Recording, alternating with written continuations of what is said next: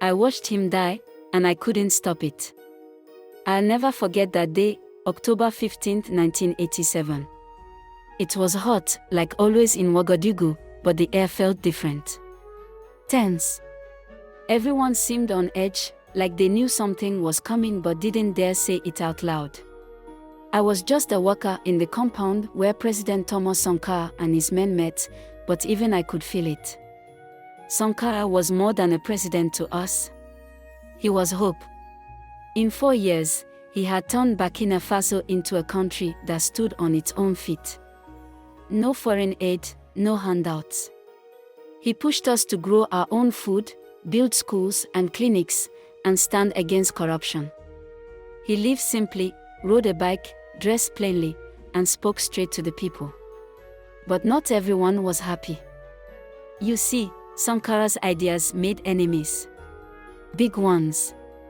France, the former colonizer, didn't like him shaking up their control in West Africa. They wanted their influence to stay strong, and Sankara's policies, cutting off foreign aid, standing up to multinational corporations, were bad for business. Inside the country, the wealthy elites and some military leaders were angry too. Sankara's anti-corruption drive stripped them of their privileges. And then there was Blaise Compaoré. He was Sankara's closest friend, his right-hand man. Or so we thought. Blaise was part of the revolution from the start, but over time, he started pulling away. Rumors spread that he didn't agree with Sankara's policies anymore, that outside forces were whispering in his ear. Some said France was backing him, feeding his ambitions. Others believed Côte d'Ivoire's president, Félix Houphouët-Boigny, played a role. The betrayal didn't happen all at once. It was like a slow knife. Blaise started meeting with people behind Sankara's back. Money exchanged hands. Promises were made. Sankara must have known, but he trusted Blaise too much. He believed in loyalty. That day started like any other. Sankara came into the compound in his usual red beret and simple uniform. He greeted everyone with a smile, like he always did. He had a way of making you feel seen, even if you were just a nobody like me.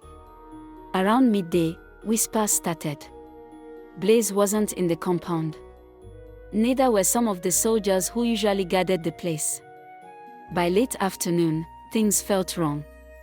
I saw a few men pacing, checking their guns. Then, at 4:30 p.m., it happened. Gunfire erupted outside the gates. Loud, chaotic. At first, some of us thought it was just soldiers training nearby, but the shots kept coming. Sankara stood up calmly, told everyone to stay put, and walked outside. "Let's talk to them," he said. He believed in dialogue. He believed people could be reasoned with. But they didn't come to talk. I saw it happen. Sankara raised his hands, unarmed, and walked toward the men. They were soldiers, but not his soldiers. They pointed their guns at him. One of them shouted something, I couldn't hear what, but before Sankara could even respond, they opened fire. He fell, just like that. The rest of the compound descended into chaos.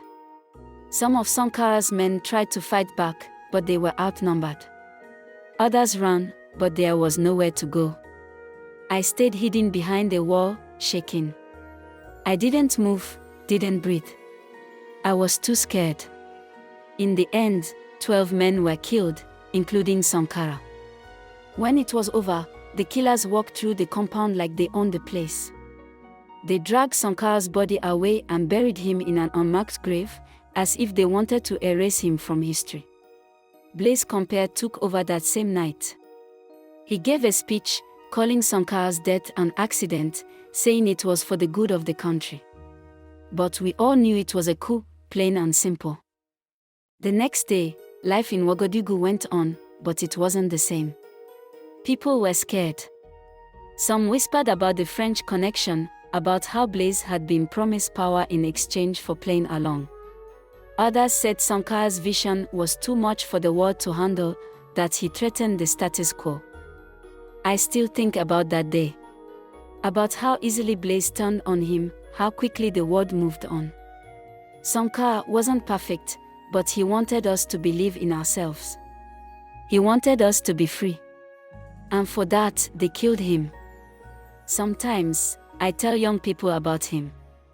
Most don't know his name anymore, but I tell them, Sankara was real. I was there. I watched him die. It's the only way I know to keep his memory alive.